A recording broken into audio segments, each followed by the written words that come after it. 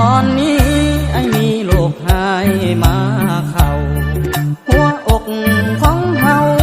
กำลังปวดร้าวส่วงในต้องมาหาหมอเพื่อขอกวดอาการให้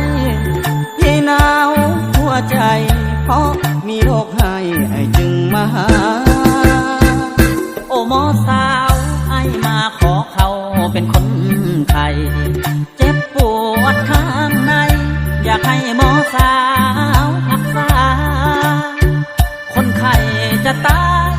อย่าได้เหมือนเสยเถิดนาแพทย์เอ่ยขอให้ใส่ยาจงกาโลนาคนไข้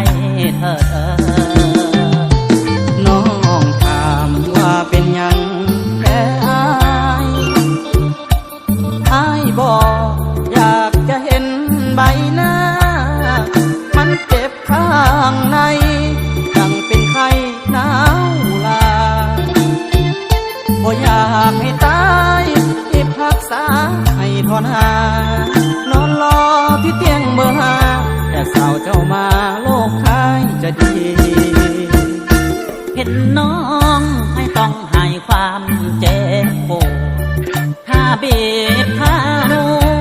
ก็ต้องใส่เข็มฉีดยาโลกนี้คงหายถ้าได้นางหมอน้องมาอาการของไอ้ดังว่าแพทย์สาวเจ้ามาโลกจะหายดี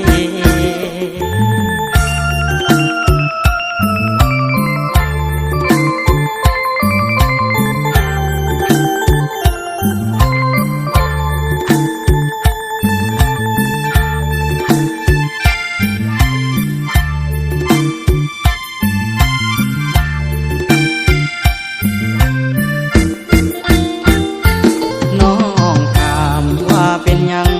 แพ้อายบอกอยากจะเห็นใบหน้า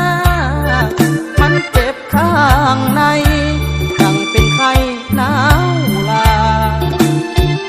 บ่อยากให้ตายที่พักษาให้ทนหานอนรอที่เตียงเบอร์ห้าแต่สาวเจ้ามาโลกคายจะดีเห็นน้องไม่ต้องให้ความเจ็บปวดถ้าบีบถ้านัวก็ต้องใส่เข็มฉีดยาโลกนี้คงหายถ้าได้นางหมอน้องมาอาการของไอ้ดังว่าแพทย์สาวเจ้ามาโลกจะหา